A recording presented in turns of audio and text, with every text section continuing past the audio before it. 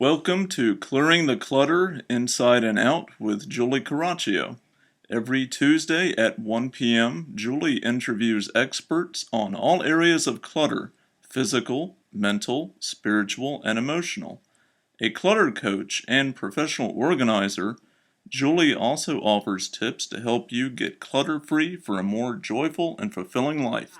And I created this series because I've seen how clutter has stopped people living their lives and not allowed them to share their gifts with the world. If you've got some inner clutter going on, maybe that's afraid of creativity, afraid of success, that's going to be reflected in your outside environment. And at the same time, if your outside environment is full of clutter, perhaps you're not going to have that realization that you'd rather be a sculptor than working in the corporate world. Or if you can't have access to your kitchen, you can't live a healthy life. So my goal of this series is to introduce you to many subjects of clutter on the inside and outside so that you can move forward in your life, get rid of that clutter and stagnant energy, and share your gifts with the world. Because I all believe we have unique talents, and I want to live in a world filled with joy where everyone is expressing and living their passion. We're going to talk about technology today. And a lot of times people don't think technology can have clutter, but as our expert guest today is going to tell us, it can.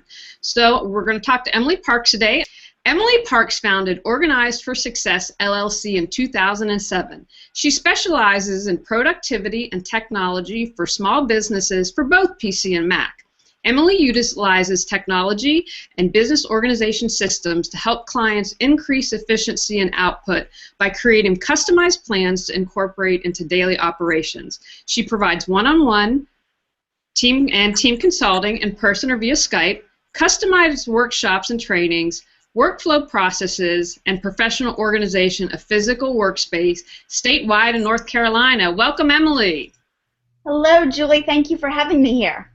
And I need to add the important stuff. She is a Wake Forest Demon Deacons fan. She loves the San Antonio Spurs, and the woman knows how to talk about cars. I haven't told Emily or my husband this, but I've decided she's going to be my proxy when we need to get a new car this summer, because cars are not my thing.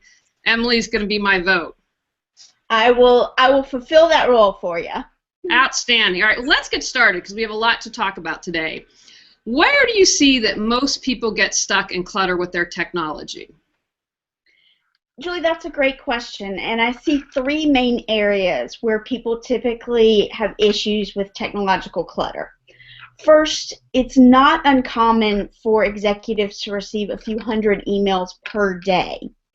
With that mass amount of communications coming into your email inbox, it's very easy to end up with tens of thousands of unread or unhandled emails that accumulate and build up that clutter regarding email. Second, there are so many free apps out there. It's like that bright, shiny object hanging out there that everybody wants to grab and can very easily download hundreds of different apps onto their smartphone, maybe a tenth of which they'll actually use. So those that have been downloaded that aren't used then become clutter and make it harder to find the apps they really want to use. And finally, there's a growing problem with information overload. It used to be that we worried about piles and piles of paper, which piles and piles of paper were limited by the space that we had in the area we were working with them. Alternatively, with electronic clutter, so articles that we've pulled from websites, recipes we intend to cook, do-it-yourself projects, research we've pulled from the internet, all of that can pile up with limitless space. So we're not confined to the space on our desk or the space in our room. It's not uncommon to have a 64 gigabyte flash drive that you can put plenty of information on, or unlimited space in an online file repository. So then you have all sorts of electronic clutter. So tell us a little bit about, I love that you bring your joy of cars into your work, and you have something called the pit stop package. And can you explain how that works, because you have a certain technique and what you do that helps you help your clients eliminate technology clutter? Absolutely. Just like a true race car driver in NASCAR or any of the other circuits needs to take a pit stop when they've got a flat tire, when they're low on fuel, when they're not hitting on all cylinders, maybe they're just not feeling right and things aren't jiving correctly, then they take a pit stop. Same thing for business professionals. With my pit stop package, I'll come in, meet with the individual or the team that is looking for enhanced productivity. We assess where they are right now, get a feel for what their goals are related to productivity, organization, efficiency, and then I take that information back and I put together a very thorough pit stop report. It walks them through not only what the goals were that I heard them say that they wanted to do, but also step by step specifically how to achieve those goals. What I recommend for processes, strategies, resources to be used. Then once the report is prepared, I'll bring that back and present it face to face with the individuals or the team that are looking to enhance their productivity. Sometimes that's all they need. They're just looking for a game plan to get started. Other times, and this is much more common, we do a hybrid approach where they may do some of the steps on their own, but most of it they'll bring me back in for some sort of training, hands-on organizing, or actual consulting with them to actually move through the steps of the pit stop report. There's no commitment to anything further with the pit stop report package, but it's totally customized for that unique individual or that unique team. Because I think that's really important. You know, we're going to talk to it and get more in depth later on, but I see a lot of people, and maybe you see this in your work too, oh, well, Martha Stewart did it, so of course it'll work for me. And it doesn't take into account maybe you're a visual learner, like I'm a very visual person, or you know, you have certain habits, and that's kind of where your skill set comes in to see where people are more challenged and say, well, this isn't going to work for you and here's why, but here's something else that we can try that would be better. Absolutely. No two people are the same, and if you're not using the tools that match your unique personality, your unique skill set, if you're a visual person, if you're an auditory person, if you're more of a hands-on person, there are people that are paper people, there are people that are electronic people. And you have to create a system that works with your needs or it's not going to be able to be maintained. Getting organized is only half the battle. Staying organized is what's most important. Absolutely, that's a great point. Thanks for bringing that up. Now, what do you say to people like my mother, who perhaps will say nicely is really challenged when it comes to technology, or to people that are afraid of technology? You know, when I was a senior in college, I had my thesis. I won't say the year I graduated from college, but let's just say we had a computer lab that was new and the computers don't look anything like they do today. I lost that, and I was able to recover from some, but I have to tell you, that traumatized me for quite some time. That is a very common phenomenon, and there are actually two different types of people. So let's break this down and talk about that first group where they're not comfortable with technology. They're not sure what all these buttons mean. They're not sure about how everything works together. Well, for those individuals, I find it's very important to take baby steps. So building that foundation where they're comfortable with the really basic philosophies and the basic processes, because everything in these technological tools builds off of some very basic principles. And so knowing those basic, how to save a document, how to create a new document, how to create an email, once you get those basic tools down, you can build off of those very easily. And then as we build off of that foundation, it's so important that the number one lesson that people come away from working with me having is that there's very little that you can do to really destroy your technology. Dropping it in water is kind of a bad thing. That's not going to work very well. But as far as hitting a button and having it destroy what you've worked on, it's going to usually ask you beforehand, you know, are you sure that's what you want to do? And so when the pop-up comes up, that's the red flag. But I encourage my clients to try things until they get one of those red flags that pops up, because if you don't try it, you'll never learn what it does. And especially this day and age when so many of our machines have gotten away from having the words or the drop-down menus of words, now it's so many pictures. So if you don't try what that picture might be, you may never know what that picture stands for. On the flip side, those people that are not, they're more leery about, is my information going to get lost? Is it all going to disappear? number one, I encourage them to frequently save what they're working on, because if you have a power outage, if you get a virus that does some damage, if you regularly save what you're working on, you're more likely to be able to revert back to the most recently saved version. The second portion of it is to make sure that they have a couple of different backup systems in place. So one that I recommend is having an online file repository. Most people are very familiar with examples of Dropbox, Google Drive, Microsoft SkyDrive, SugarSync, some of these where you're saving documents in the cloud that you can then access them across multiple different devices, as well as share them easily with other people. In this day and age, so many viruses are shared via attachments on emails that people are very leery of receiving emails that have attachments.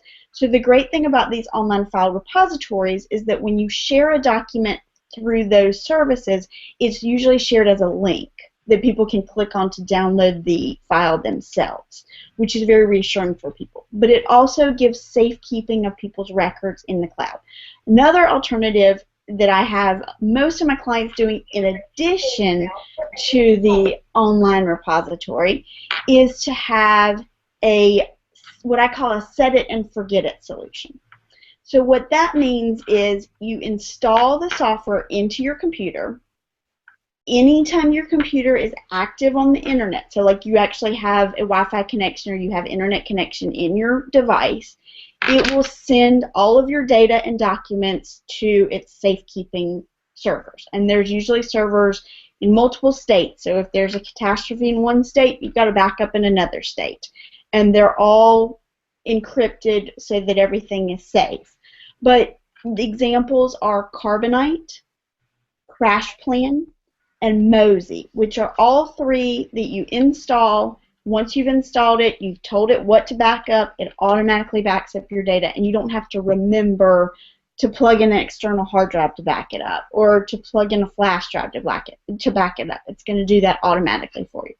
Now, I want to ask you, because you brought up a couple interesting points, and I know you teach a class on this, and here, Emily and I are both in Raleigh, and what was it, Pack Storm, the 20-year storm came here to Raleigh. Now, my husband's business is, in his department, they have to run 24/7. So the storm hit on Wednesday. They thought it might hit on Tuesday. On Monday, he was told, okay, you go to the backup office. If there's snow, there wasn't. They had a backup plan Wednesday. We couldn't get out of our driveway. And so he was able to, he does computer work and was able to call in. But I think people really realized after that snowstorm, you need an emergency plan. So could you talk a little bit about that?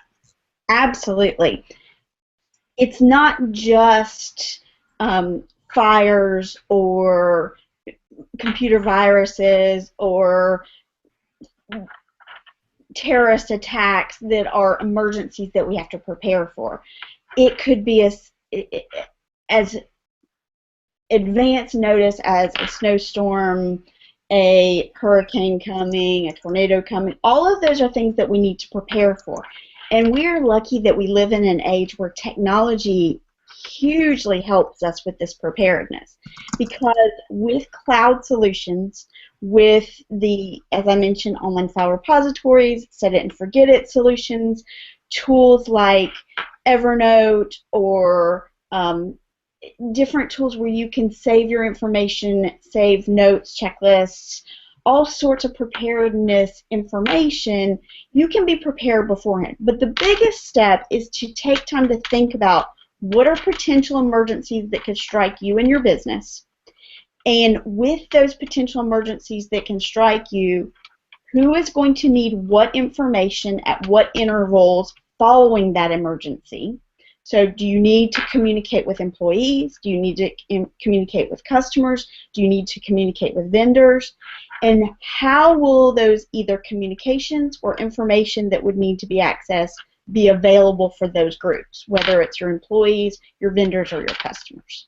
Excellent. Thank you for that. And you touched on Evernote, so let's talk about that. I only think it took you 2 or 3 years to sell me on Evernote to finally get to your Evernote's basic class, and I'm super excited. I'm finally going to take advanced next month in March. I won't be on a honeymoon, but we used Evernote for our honeymoon. That was the first major project that I used about that. So tell people, because that's probably one of your favorite apps, and it's not only great for businesses, but it's great for your personal life. Why do you like it so much?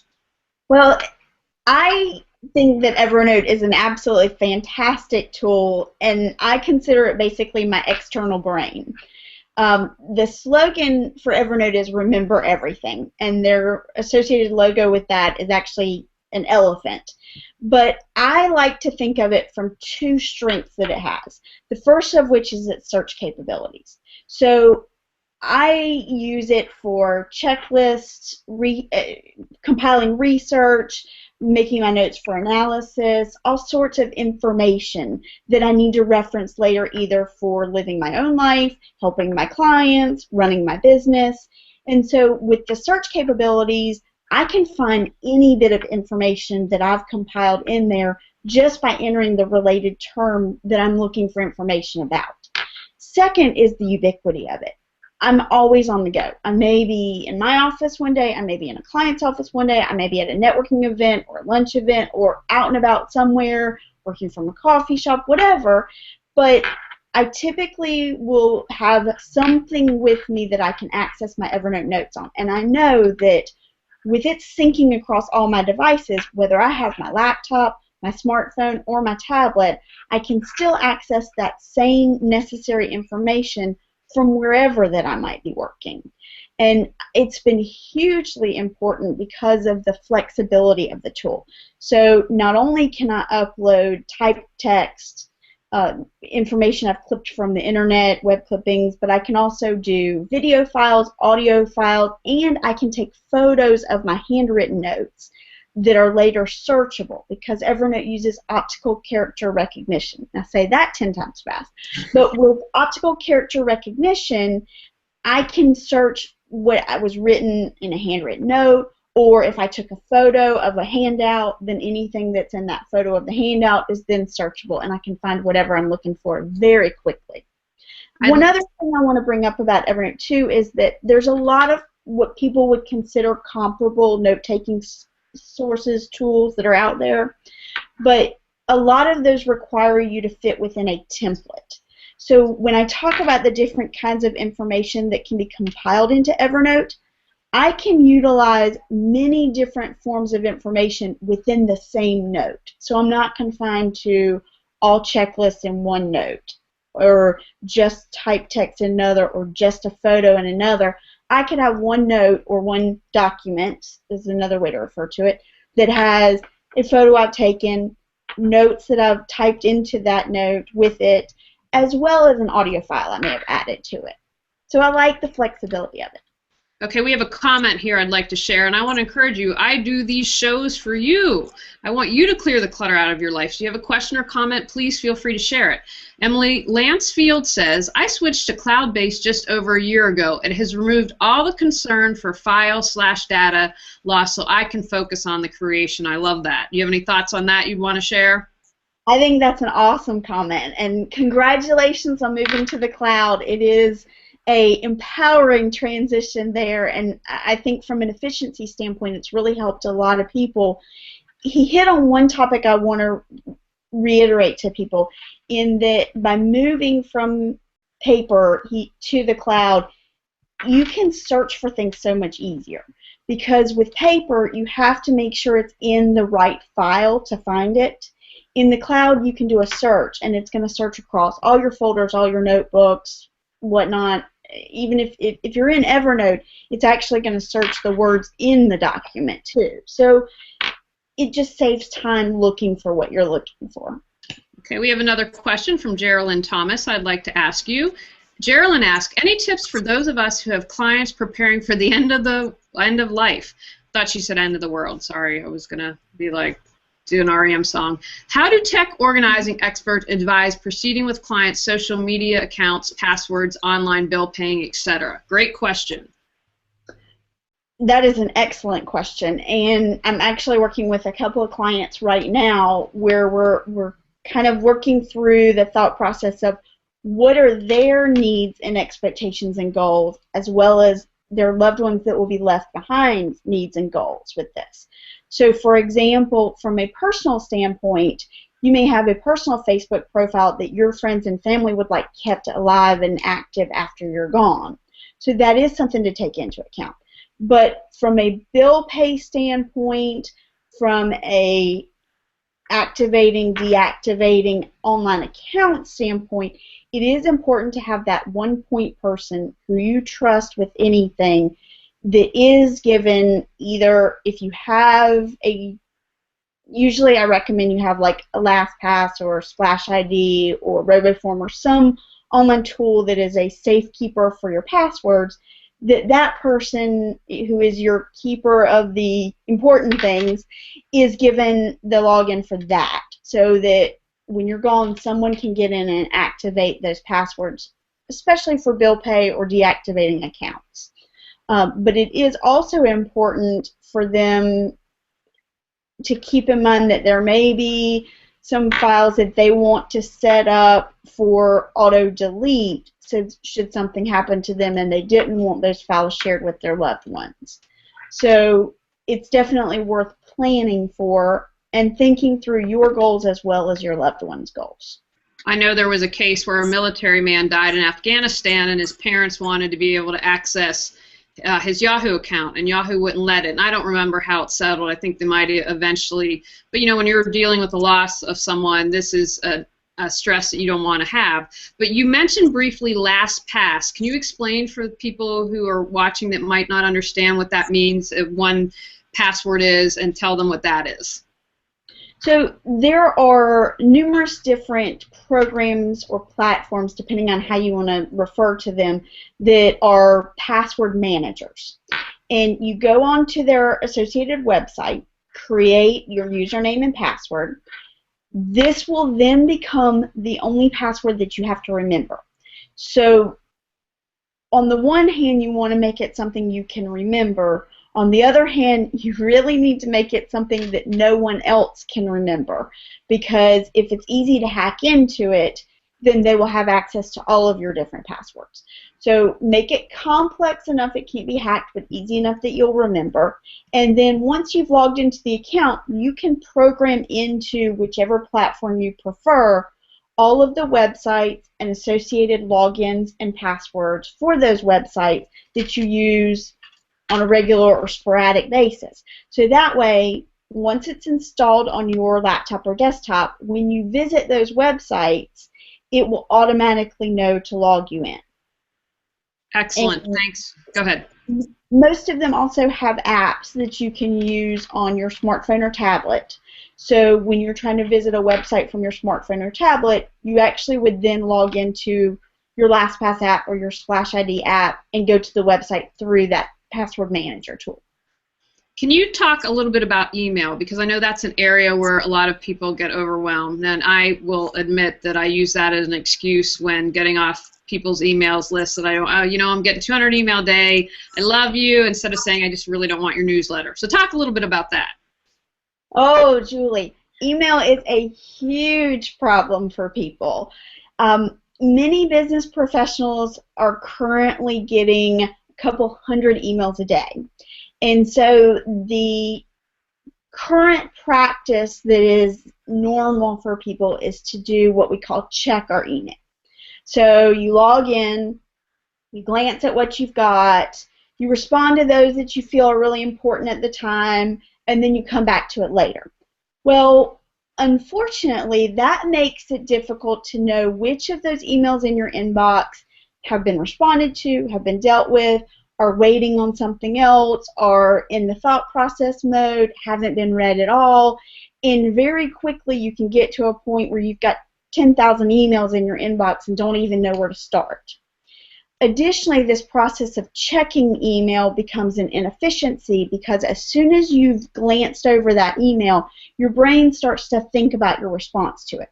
So even if you aren't responding at that point in time, you're filling your brain with that clutter, you're thinking of it until you come back to it, and then when you come back to it, you're rereading it and starting that thought process over yet again. So it's just it's a drain from a time standpoint, an energy standpoint, and an efficiency standpoint. So what I highly recommend to clients is that they schedule times throughout every day to process emails out of their inbox. So get rid of this thought process of checking email and adopt the philosophy of processing your email. So that when you have that specific time to go to your email and process it, you're actually reading it, responding to it, or specifically scheduling a time to respond to it. There are 4 different types of emails that we receive. There are those that are requesting us to take an action, or the task-related emails. If you receive a task-related email and the task can be done in 5 minutes or less, it's more efficient to go ahead and do that task the first time you read the email, because if you come back to it, you'll have spent as much time reading it, thinking about it between readings, and reprocessing it as it would have taken to just do it the first time. If it's a task that takes more than 5 minutes, though, I recommend it be added to your running to-do list, and then you can schedule your time accordingly when you have the allocation for that task to be done. The second type of email we receive are appointments or calendar requests. So those are ones you may go back and forth with someone via email, or you may just go ahead and put that on your calendar when you first get the email. My recommendation for a calendar-related email, though, is to try to transition that person over to Doodle. Doodle.com is a website where you fill in on a poll, per se, when you are available, times and dates that they can choose from. Then when you send that back to them, whether you're meeting with 1 person or 20 people, you go with when the majority of people are available rather than the emailing back and forth that fills our inbox.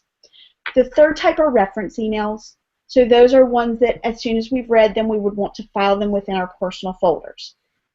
Personal folders can be a whole amazing puzzle themselves, but it's a balancing act between having enough folders so that every bit of reference material you get that needs to be saved for later has a home, without having so many folders that it could go in more than one folder, or you have to scroll and not really know what all the folders are. I always tell clients, if you're filing an email in one of your personal folders and you can't figure out which folder it goes in when you're filing it, how will you know which folder to look back for it when you're looking for it later? So the fewer personal folders you start out with, the less likely you're going to have to search more than one for the email you're looking for later. And then finally, the fourth type of email we receive is trash. Now, I'm not saying spam. I'm not saying junk. I'm saying trash. That means that you needed to read the information, you needed to receive that email, but you don't need to keep it. It's amazing how empowering the delete key can be. It really can be your friend when used appropriately. Outstanding. I like that. So that's trash, not junk or spam. I really like that. That's really, you're going to have to do a little blurb about that. Now, you've talked about Evernote, which I know you love, but can you share some of your other favorite apps that you use? Absolutely. As you know, I love Evernote. But beyond that, I do depend on Dolphin as the web browser that I use on both my smartphone and my tablet. I use Around Me in order to locate gas stations, coffee shops, restaurants, where I'm located as I'm traveling between clients or across the state or wherever I may be at the time.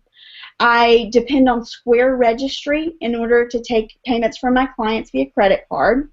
I love Paper Karma in order to prevent unwanted snail mail from coming into my home.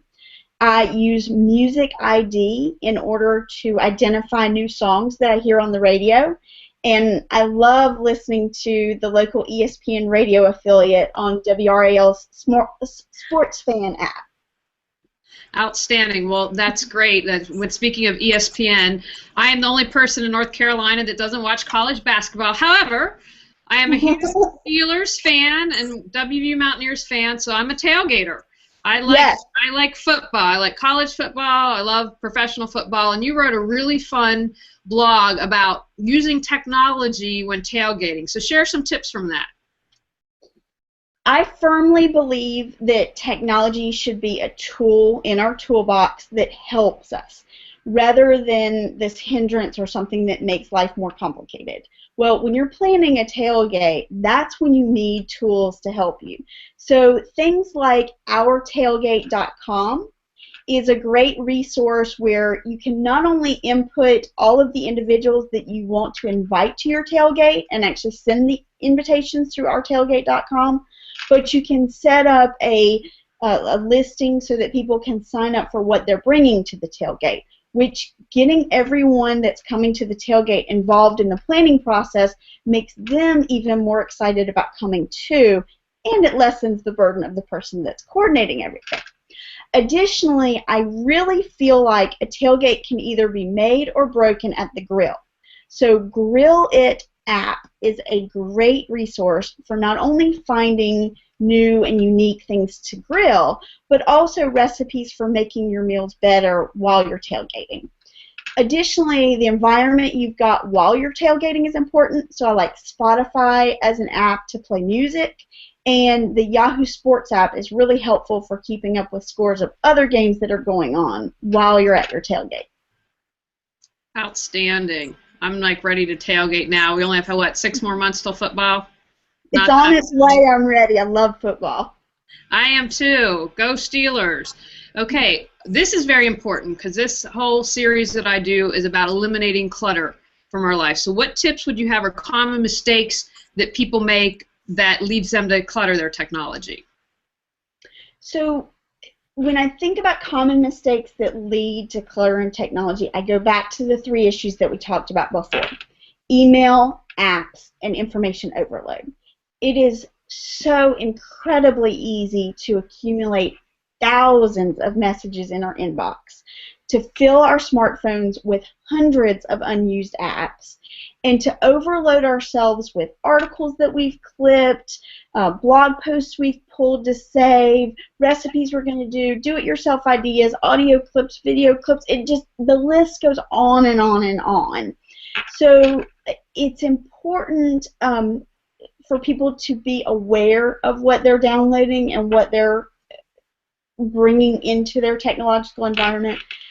Pinterest is a great tool, but it's made it so easy for people to pin different ideas, dreams, thoughts, plans, things to do that we never really refer back to. So it's great to go out and play and pull in different things. It's just also important to be cognizant of what we're bringing into our environment and then regular purging of that. So making sure that if we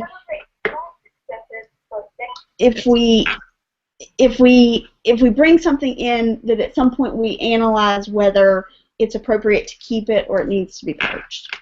So why don't you, if you can briefly suggest, I know people get hung up on making decisions, because really letting go of clutter and organizing is all about making decisions. And what I say to people, you have a finite amount of time here in life, and it's great that you have all these interests, you can't do anything. So maybe you could share a tip or two about making decisions. Absolutely. So in order to make a decision, particularly related to technology, it's important to start with what your priorities are. So if you know where your interests lie, then you can focus more on bringing in tools that will match those interests, match those goals, match those values that are important to you. So I think self-assessment is a great starting point from which to enhance one's decision-making abilities, but I also think taking the time to do the necessary research beforehand is also helpful. Most tech tools allow you to try it, test it out, test drive it before you have to commit to it or before you have to move forward with adapting it, moving it into your workflow processes, things like that. And so I highly encourage people to test drive, try things out, go for the free trials. Almost everything has some sort of a free trial. Now let's talk a little bit about Mac and PC. You're a profession in both. But someone out there might be deciding, well, should I try a Mac or PC? What are your thoughts on that? Now, I live in a household where my husband said, as long as I breathe, there will be no PC. And so we are PC free. I still have the old PC in case of anything. I haven't, because that's for presentations, because not everyone is Mac compatible. So I said we've got boxed up, but we have it for emergencies. But what would you like to share about the difference between PC and Mac and your thoughts? While I believe that there is no such thing as the best platform overall, there can be a best platform for each individual. So it's important to remember that a Mac is a Mac is a Mac, meaning that each MacBook, each iPhone, each iPad is going to have the same basic operating system. They're all made by Apple, so they're all going to be created equally. Alternatively, there are many different manufacturers that produce PCs. So each PC can be a little bit different than the next PC, and it's important to keep that in mind. There's nothing wrong with that if you find that the Lenovo PC or the HP PC or whatever is the right fit for you, but just keep in mind that there are variations across the PC platform. It's not like I just go for a PC and it's going to be the same regardless. I encourage shoppers to ask lots of questions when they're in the store. As I mentioned a few minutes ago, make sure that they test drive the option. They have them all out on the counter so that you can try out the keyboard, try out the screen, try out some of the programs, make sure it's going to work with what you want it to work with. And above all else, make sure that you think about the maintenance situation. For example, if you have a problem with a Mac, you take it into the Apple Store and you let the people that are at the Genius Bar work on it. Most maintenance, most fixing any problem that you have with a Mac is done there by the Genius Bar. It's painless and free. Alternatively, if you have a problem with the PC, there are so many different factors to consider, so many different options, so many different people that work on fixing PCs. On the other hand, if you've been using a PC or a Mac for years, it's important to be aware that changing platforms will require a transition, and there's a learning curve. So if you go from Mac to PC or PC to Mac, you're not going to pick up on the difference between adding the command button or adding the control button versus using the shift on the different platforms overnight. It takes time. All right, excellent. Can you share a few tips on how using technology can help us eliminate clutter? Absolutely. So a lot of people claim that one is a lonely number. And I would like to argue that there is a power behind the number one. And I think that's directly linked towards organizing with technology. For example, I strongly believe that having one calendar is important. Having one running list of upcoming tasks is important. Having one data dump for all of your notes and thoughts and checklists. Having one address book is hugely important. There's a couple of reasons behind my philosophy of the power of one. One is that if you have one of each of these tools, you're less likely to have duplicates, double schedule yourself, or have too many things going on in multiple places. Additionally, you're less likely to have things fall through the cracks. I find that if people have more than one to-do list, they're focused on one, the other one falls through the cracks. If they have two calendars, they're more likely to double schedule themselves, and then one of them falls through the crack. So there is a power behind one, and I think it's important when thinking about tech clutter to think about where can I simplify to one.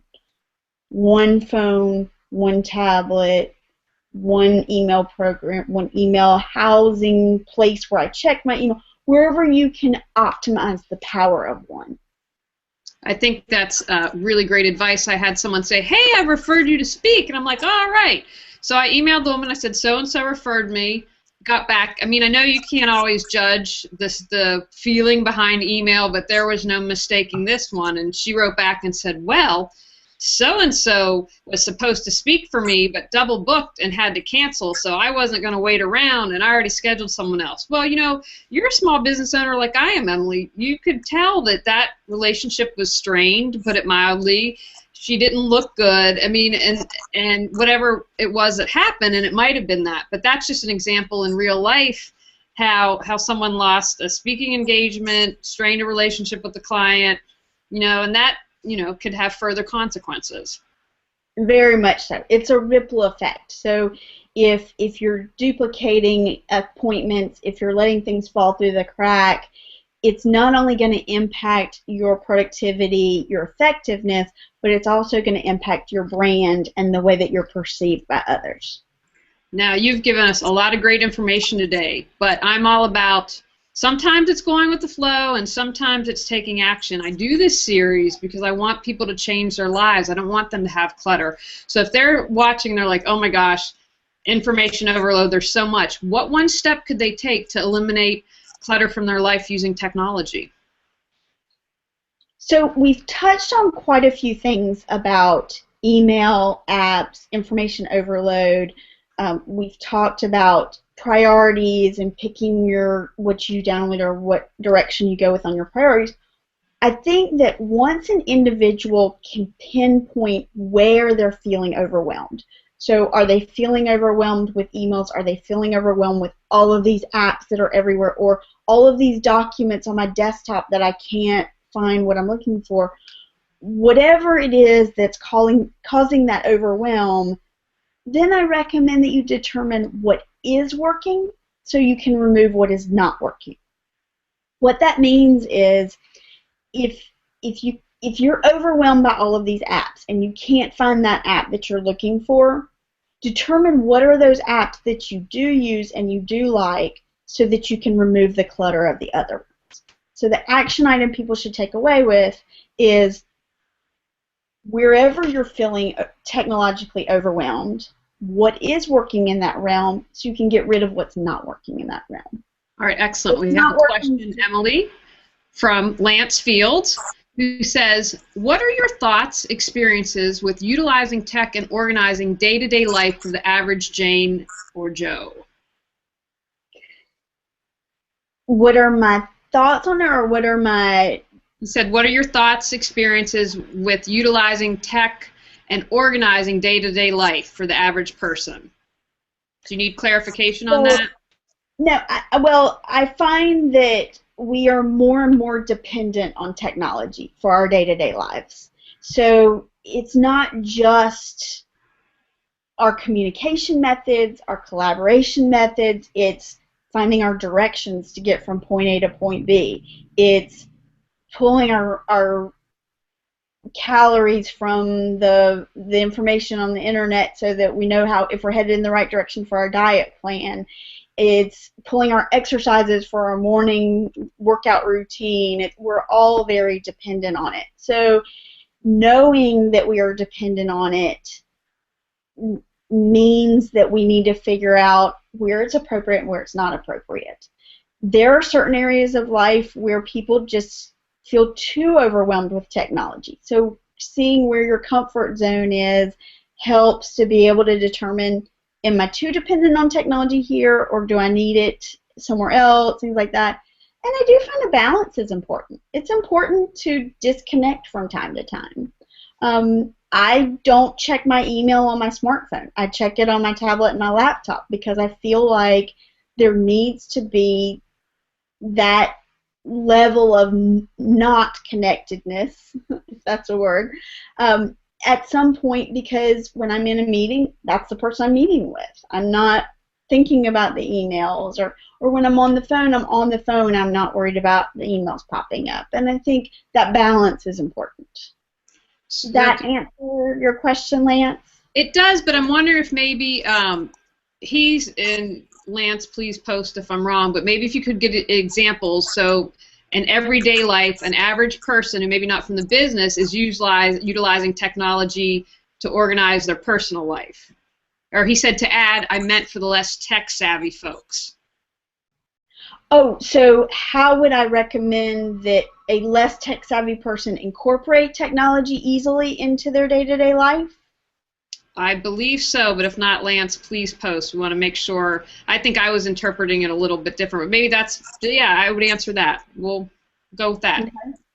So if you're less tech-savvy, part of it depends on your family dynamics, if you have a spouse and kids, then you're more likely to need some sort of communication platform that y'all can all communicate together, whether it be an electronic calendar or shared text messaging account or whatever. But if you're a single person, you can get by with maybe having a paper calendar without being dependent on that technological calendar. But I do find from a living day-to-day lifestyle, the more people that need to share that information, the more we need to incorporate technology in that. But there are some basic tools that make that easier.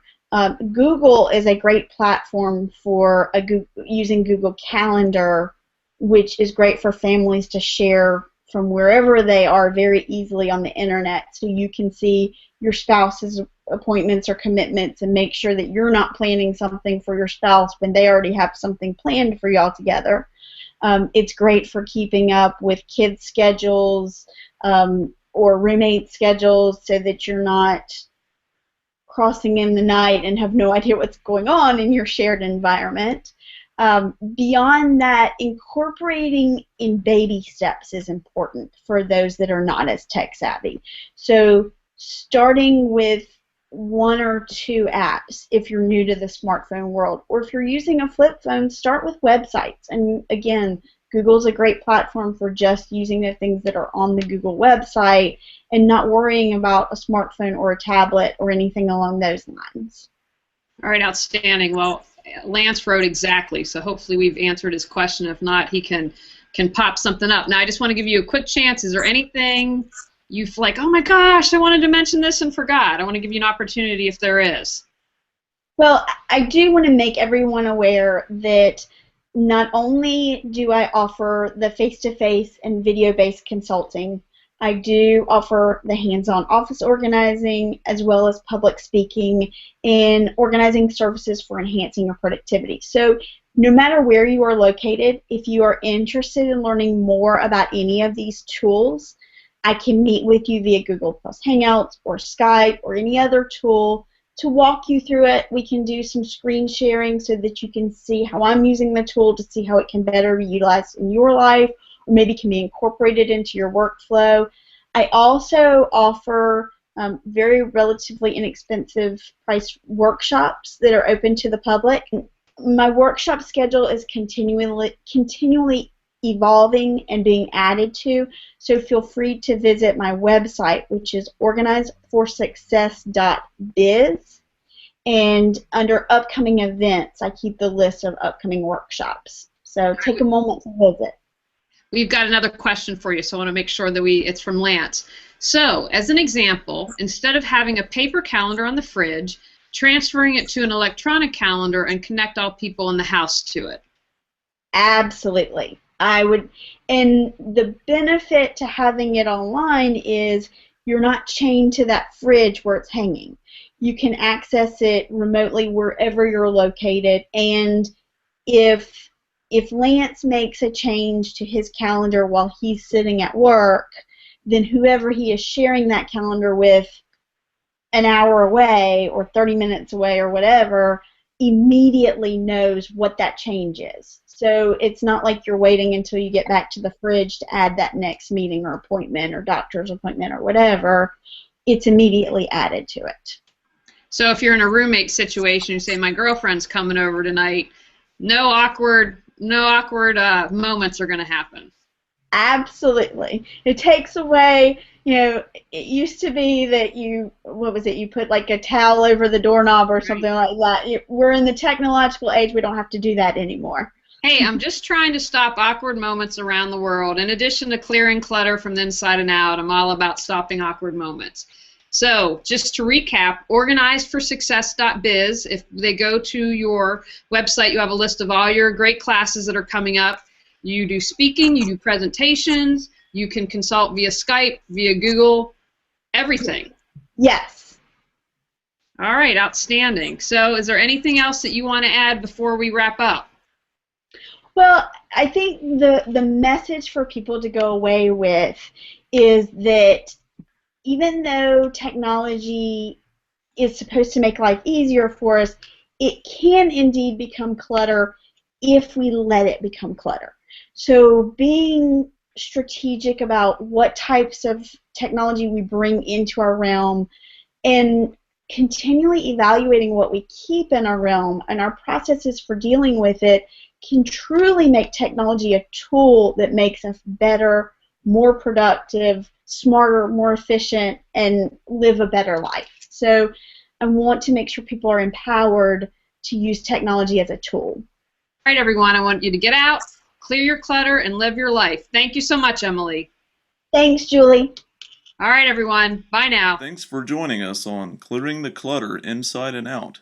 You can find out more about Julie Caraccio and her services at reawakenyourbrilliance.com. We'll see you here next Tuesday at 1 p.m. Remember, the journey of 1,000 miles begins with one step.